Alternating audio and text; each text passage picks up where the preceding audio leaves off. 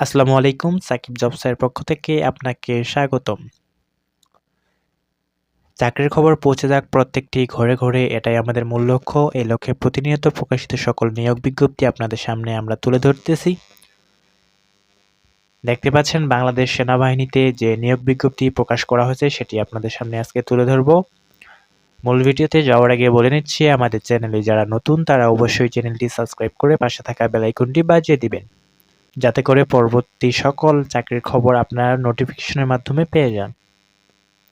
তো চলে যাচ্ছি মূল ভিডিওতে। এখানে আপনারা দেখতে পাচ্ছেন যে বাংলাদেশ সেনাবাহিনী যে নিয়োগ বিজ্ঞপ্তি প্রকাশ করছে সেটি আপনাদের সামনে তুলে ধরেছি। তো দেখতেই পাচ্ছেন বাংলাদেশ সেনাবাহিনীতে যে সার্কুলারটি প্রকাশ করেছে সেটিতে আপনারা কিভাবে আবেদন করবেন, আবেদনের যোগ্যতা কি, আবেদন করতে কি কি প্রয়োজন, এ টু জেড সকল কিছুই কিন্তু আপনারা এই ভিডিওতে পেয়ে যাবেন। সুতরাং ভিডিওটি না টেনে পুরোটি দেখতে থাকুন। এখানে বলা হয়েছে 95তম বিএমএ এর দীর্ঘমেয়াদী কোর্স।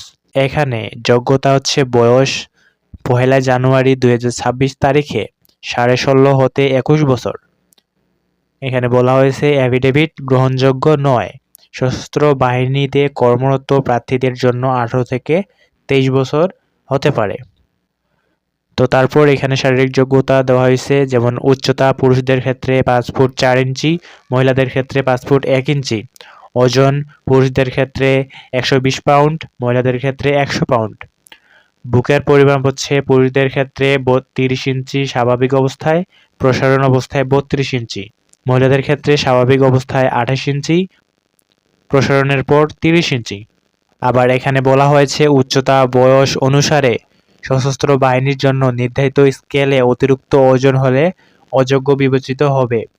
তার মানে উচ্চতা এবং বয়স অনুসারে যদি ওজন বেশি হয় তাহলে কিন্তু অযোগ্য হিসেবে বিবেচিত হবে। তো তারপর এখানে শিক্ষাগত যোগ্যতা, জাতীয় মাধ্যম হচ্ছে মাধ্যমিক ও উচ্চ মাধ্যমিক সার্টিফিকেট সমান পরীক্ষায় যে কোনো একটিতে জিপিএ 5 ও অন্য একটিতে ন্যূনতম 4.50 পেতে হবে।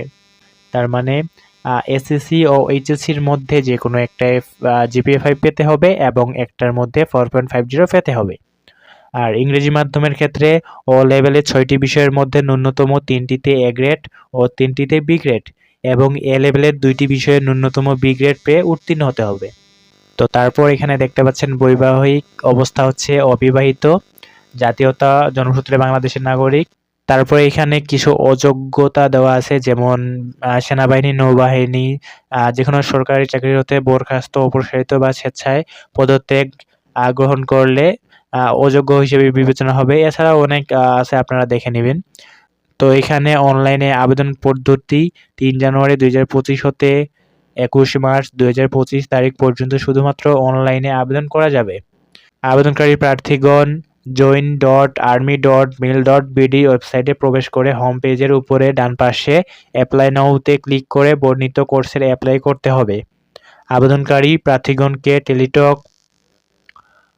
Teletalk, Visa, Mastercard, TAP, bKash, Nagad, Rocket ইত্যাদির মাধ্যমে 1000 টাকা আবেদন ফি এবং 1000 টাকার অনলাইন রেজিস্ট্রেশন ফি বাবদ মোট 2000 টাকা অফেরতযোগ্য প্রদান করতে হবে। তার মানে আবেদন করতে আপনাদের মোট 2000 টাকা প্রদান করতে হবে, যেটা অফেরতযোগ্য। তারপর এখানে বলা হয়েছে আবেদন প্রক্রিয়াতেই ওয়েবসাইটে বর্ণিত পদ্ধতি অনুসরণ করে আবেদন ফি ও অনলাইনে রেজিস্ট্রেশন ফি প্রদান করা যায় এবং তাৎক্ষণিকভাবে প্রাথমিক সাক্ষাৎকারের কল আপ লেটার পাওয়া যায়। তো এখানে নির্বাচন পদ্ধতি দেওয়া আছে। নির্বাচন পদ্ধতি হচ্ছে স্বাস্থ্য মৌখিক পরীক্ষা, যেখানে প্রাথমিক নির্বাচনী স্বাস্থ্য মৌখিক পরীক্ষা আগামী 15 এপ্রিল 2025 হতে 30 এপ্রিল 2025 তারিখ পর্যন্ত বিভিন্ন সেনানিবাসে অনুষ্ঠিত হবে। তার মানে মৌখিক পরীক্ষা ও স্বাস্থ্য পরীক্ষা 15 এপ্রিল থেকে 30 এপ্রিলের মধ্যে যে কোনো সেনানিবাসে অনুষ্ঠিত হবে। তারপর এখানে দেখতে পাচ্ছেন লিখিত পরীক্ষার প্রাথমিক নির্বাচনী পরীক্ষায় উত্তীর্ণ প্রার্থীদেরকে বাংলা, ইংরেজি, সাধারণ গণিত এবং সাধারণ জ্ঞান বিষয়ে সাক্ষাৎকার পত্রে উল্লেখিত স্থানে লিখিত পরীক্ষায় অংশগ্রহণ করতে হবে।